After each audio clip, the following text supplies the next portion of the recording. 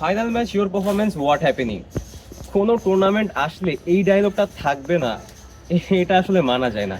শুধু বাংলাদেশে নয়, যে কোনো দেশের যে কোনো টুর্নামেন্টের ফাইনাল ম্যাচ হলে এই ডায়লগ আসাটা এখন প্রায় বাধ্যতামূলক হয়ে গেছে।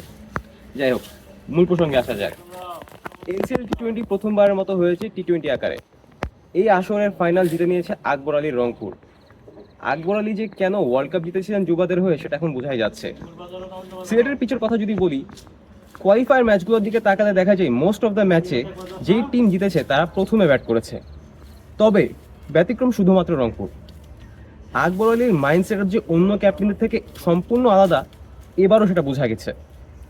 টস জিতে আমরা প্রায় দেখে থাকি কোয়ালিফায়ার ম্যাচগুলোতে ক্যাপ্টেন প্রথমে ব্যাট করার সিদ্ধান্ত নেয়, তবে ফাইনাল ম্যাচে এত বড় একটা জায়গাতে আকবর আলী সিদ্ধান্ত নিয়েছিলেন বল করার।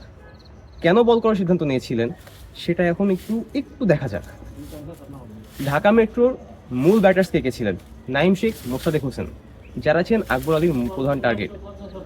এর আগে কোয়ালিফায়ার 2 এর ম্যাচে নাইম শেখ চমৎকার একটি 50 করেছেন, যার জন্য ঢাকা মেট্রো বেশ একটা রানে চলে গেছিল।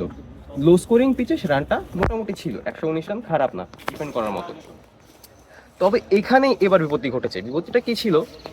ঢাকা মেট্রোর শুরুটা খুবই খারাপ হয়েছিল, কারণ 12 রানের মধ্যে 4টা উইকেট চলে গেছিল এবং ব্যাটসম্যানরা খুব একটা ইম্প্যাক্ট ক্রিয়েট করতে পারেনি। এবং আকবর আলী জানতেন যে তার বোলারদের ক্যাপাবিলিটি আছে কম রানের মধ্যে ঢাকা মেট্রো আটকে দিতে। এবং শুধু তাই না,